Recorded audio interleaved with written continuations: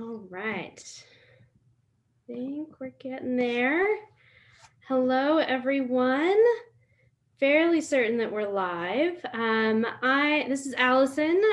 Pronouns are she, her. I'm the executive director of the Gallatin County Democrats. Every Tuesday and Thursday evening, I have the honor of hearing some updates with our Gallatin Democratic legislators. And tonight, I'm really excited to have Senator JP Pomnichowski from Senate District 33, right? Yes. Gosh, I have all these in my head, and then all of a sudden I doubt what districts everyone represents. Anyway, welcome. Thank you for being here. Thank you so much for the invitation. I love these talks. I love them too. It's always a pleasure just to get to see you and just chat for a few minutes. So what's been going on? Anything new? Anything exciting? Oh, this and that. Yes, the legislative session is in full swing. It's in full swing with a coronavirus pandemic still raging. Yep. So some of us are participating via Zoom, just the way I'm participating tonight, and others are participating in person and infecting each other with coronavirus. I think we've had 6 positives in the Republican members in the House and Senate. There have been 2 staff who've been infected whose names were not disclosed, which is fine. Yeah. But this is the very body that's supposed to represent the people, and one of the primary goals of government is the public health, welfare, and safety. Public health, get that part, and got that. I just think we should lead by example and not be transmitting coronavirus. So that's why I'm participating via Zoom. I'm very glad to be with you all, live streaming now on Facebook and hopefully archived for time immemorial. Yep. Exactly. Good. Well, let's start. Do we want to start with your bills or with the taxation bills first? Well, like the good or the bad? Let's start with, so Governor Gianforte has proposed 3 or 4 pretty important tax changes. And I will try to give you a synopsis. I've just referenced my notes from the hearings. The hearings were last week. But these changes they're not the way we typically want tax policy to go. So for instance, the first one I'll talk about is Senate Bill 159. That is on personal income tax, and it proposes a tax cut for personal income tax, but it lowers the top income tax rate from 6.9% to 6.75%. Now that doesn't sound like much of a change. Okay. But just that little bit change costs about $30 million every year. And this proposal will largely benefit wealthy taxpayers. So if you are earning $25,000 a year, you will not get a tax cut. If you are earning $34,000 a year, your taxes will go down $12. That might be enough to buy 1 pizza. Maybe. So think of this as your pizza tax cut. One pizza, not even a pizza a day or a month, 1. If you are earning, or if you have an income of $1 million, your tax cut is more than $1,400, which is generous. But if your income is $1 million,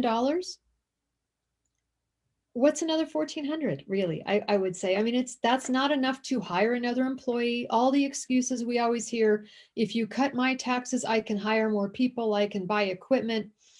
Well, I don't know that a tax cut of $1,400 on $1 million or more income is enough to spur hiring someone or investing in your business or whatever else it is. If you have an income of $2 million, your annual tax cut would be almost $3,000. So in the hearing, we proposed flipping it. Oh. And one of the questions to one of the people who testified in opposition, a woman who is a low-income earner, and honestly, Montanans are hard-working, low-income earning people. Yep. I am a hard worker, and I mean, we don't earn a lot of income. Yeah. That is the character of the state and our people. But we asked this woman who was a low income earner, what if you got the tax cut of $3,000? And she said, I could get some car repairs done. I could catch up on bills. I would pay some student loans. I would buy new shoes for my kids. I mean, that is real money to the economy, and that is not the structure of this income tax bill. Yep. So I guess Governor Gene Forte would be able to say that he had offered an income tax cut. Okay. And the people that would benefit from that most would be those earning more than $1 million, or earn again with an income of more than $1 million a year. At the cost of $30 million a year, that $30 million pays for a lot of services, right, that otherwise either the service will be cut or we're going to have to try and get that income elsewhere. Right. Another one, Senate Bill 182, offers trigger levels for income tax cuts. Now, you might think that that is a logical mechanism. And so think of that in your own household, where maybe this is the way it could work well. If we save $10,000, if we get to $10,000 in our savings account, then whatever is above and beyond that, that's the broken ankle fund, right? That's if something terrible happens, we're going to need that cushion. But if we can save more than that, then maybe we will look at a new TV, or maybe we will take a car vacation. And maybe that's a week's worth at a Forest Service cabin, right? Maybe that's a new fishing rod. Right. And so your trigger might be a certain amount, but this is a complex structure to trigger further income tax cuts, and the wealthiest would benefit the most.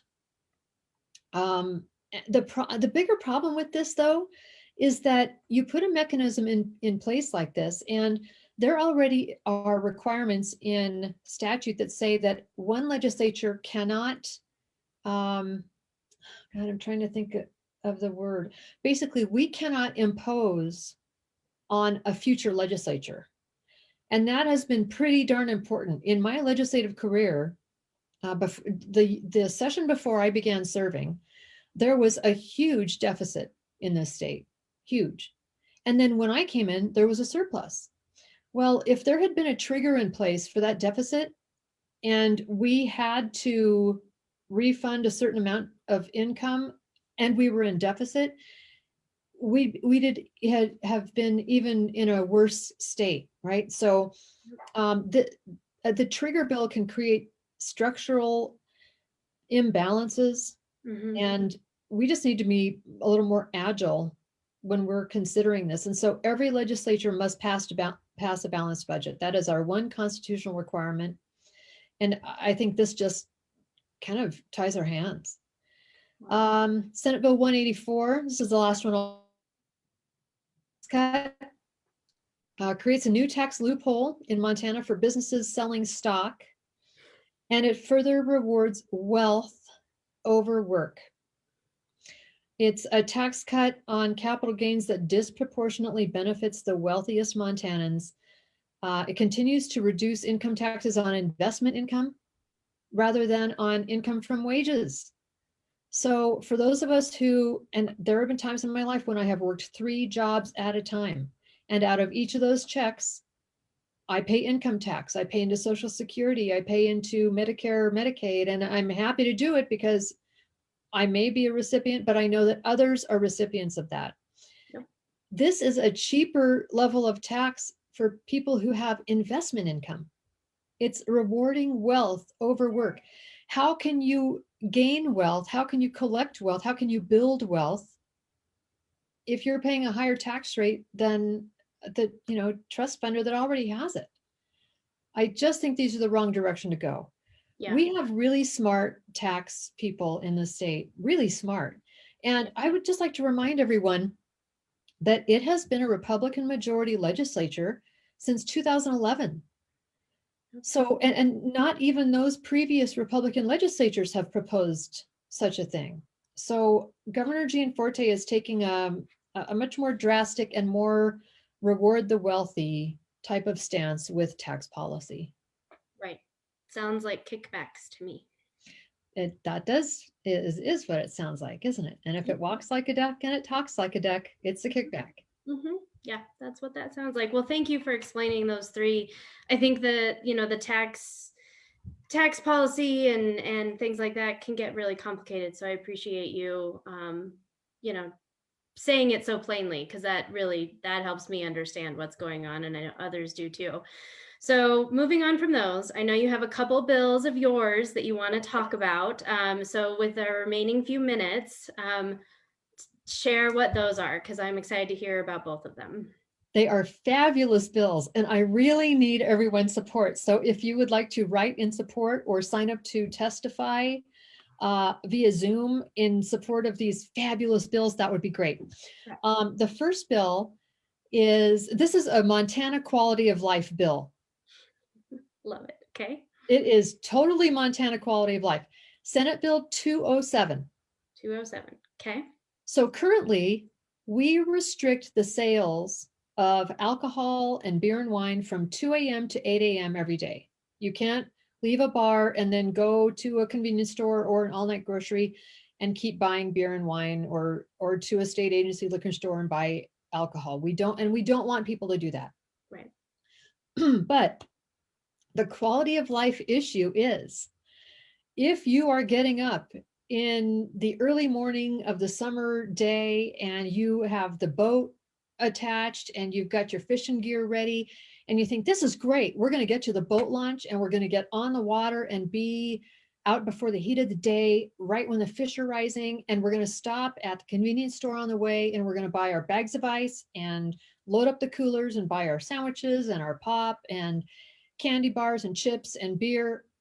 Oh, you can't buy the beer because sales are restricted before 8 a.m. Mm-hmm. What I would like to do is move that back to 6 a.m. And it is not so that I can drink at 6 a.m. It's so that I can buy my beer or wine at 6 a.m. So this I think is a pro sports person's bill. It's a pro fisher people bill. It's a pro recreationists bill.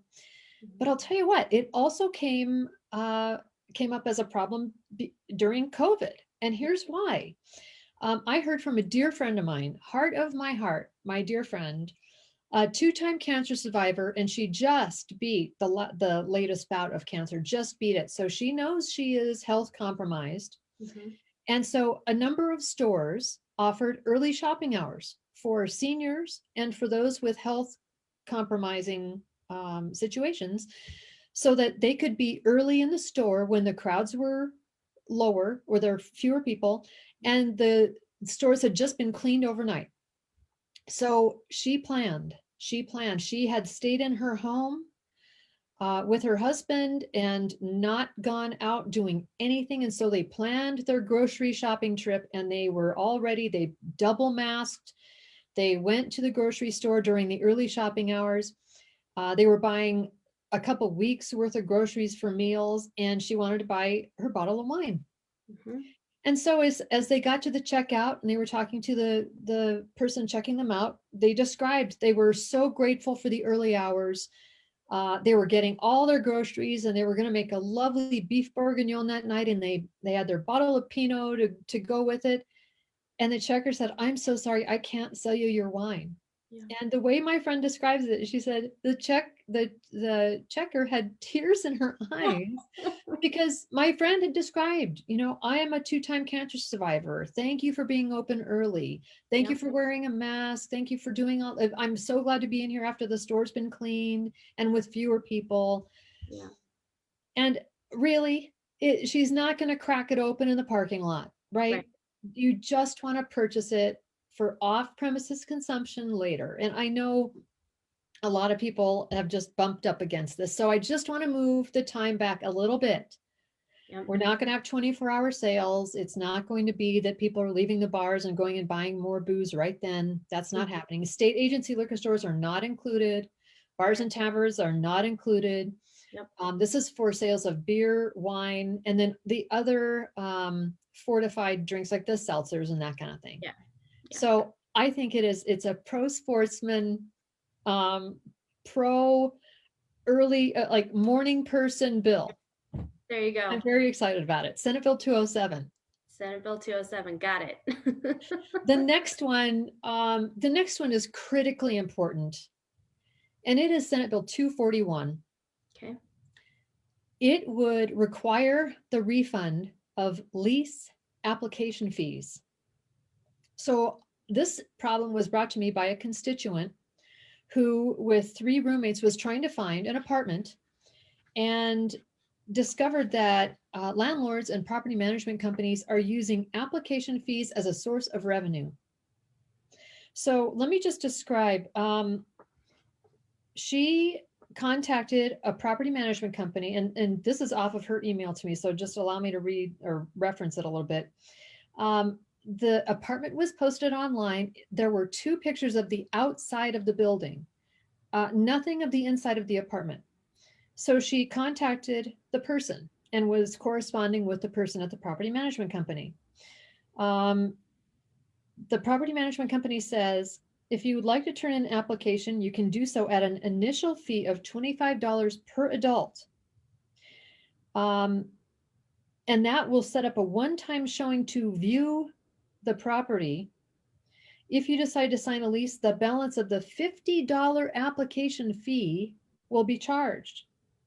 So this renter asks, would we be able to have just one of the roommates fill out an application, pay the $25 in order to view the property, just to view it, not to necessarily rent? Then she goes on, she says, we have 4 roommates and don't want to be out $100 just to have the chance to look at a property we might not even rent. Yep. The person responds, nope, it would have to be the charge for all 4 people. And so this constituent says, so let me get this straight. You only provide 2 pictures of the property from the outside, and you want to charge $100 for 4 people to merely glimpse inside the place. So I have drafted legislation, and then I started to hear from people all across the state. It's hard enough, my goodness, to come up with a security deposit, moving expenses, first month's rent, sometimes first and last month's rent. Trying to clean out your old place. You've got to, you're renting the carpet shampooer. We've all been through this. It's hard enough to find a place to rent. There is just no moral or ethical reason to charge money for someone for the privilege of submitting an application. I just can't get over it. Now, there is an allowance in the bill. So for a property management company or a landlord who wants to do, let's say they find a good renter, the references check out, the person's never destroyed property, they've never been evicted, they're going to be a good renter. There is an allowance so that legitimate costs associated with clearing that potential renter, like a credit check or a background check, those can be charged. But Okay. then if there is money over and above in the lease application fee, that gets refunded to the renter or put toward the first month's rent or something. Yep. But there is no reason to use application fees as a source of revenue. Agreed.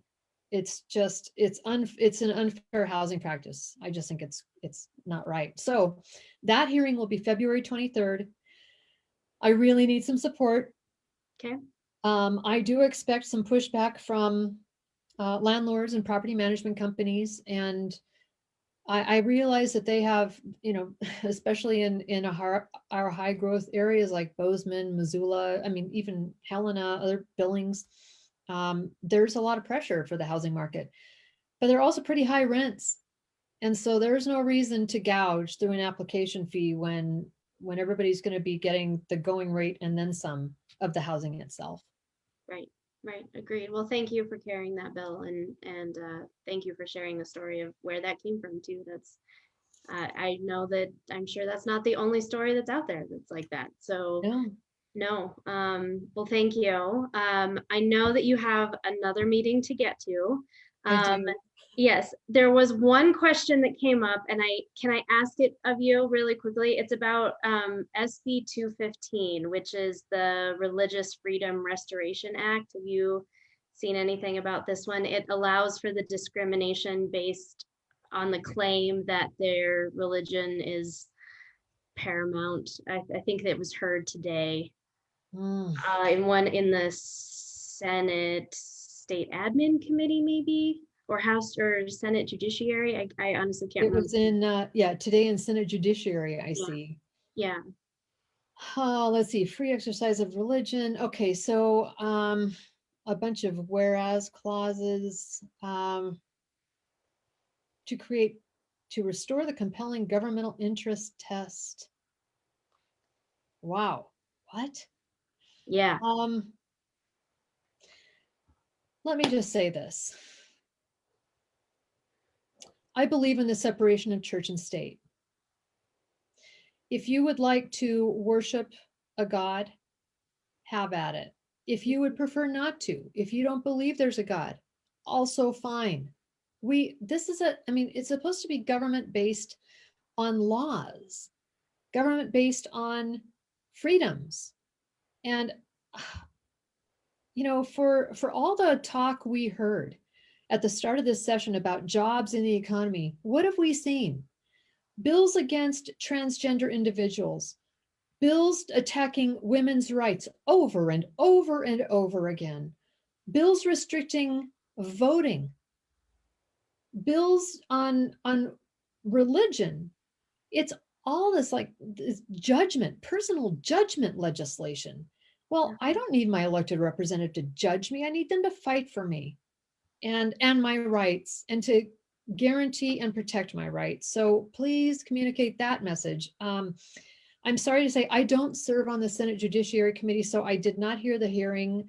I'm just looking at the bill as you've asked. But please communicate with your elected officials, and then please tell your friends, be careful who they vote for. They just might get them. Yeah. Elections Elections have have come. consequences. Yeah. Oh, my land. I mean, this is not coming out of a vacuum. This is a Republican majority that feels the wind at its back. One of the most egregious things, and this passed the Senate on second reading today, was to change from a judicial nominating commission to the governor. The partisan, got elected with a political party affiliation behind his name or her name, to select judges. Yeah. The judiciary, the third branch of government, which is supposed to be impartial. We've all seen the statue of justice with the blindfold and the scales evenly weighted. You should fear a governor's appointment, and I don't care if it's Democrat or Republican, Right. appointing judges, because as soon as you stand in front of a judge, are you going to have to declare your allegiance to a political party before you are fairly judged? That is not how this is supposed to work. My goodness. Yep. Oh, I just feel there's going to be so much we're going to have to try and fix. But Yes. in the meantime, if we can try and stop some of these bad things, Yes. it's worthwhile to try that too. Or to Right. try to correct, like Senate Bill 241, trying to correct a bad practice and improve lives for Montanans. That's the goal. Yes. Yeah, Absolutely. Yeah. I've gone on longer than I thought I might. So thank you for your indulgence. I really appreciate it.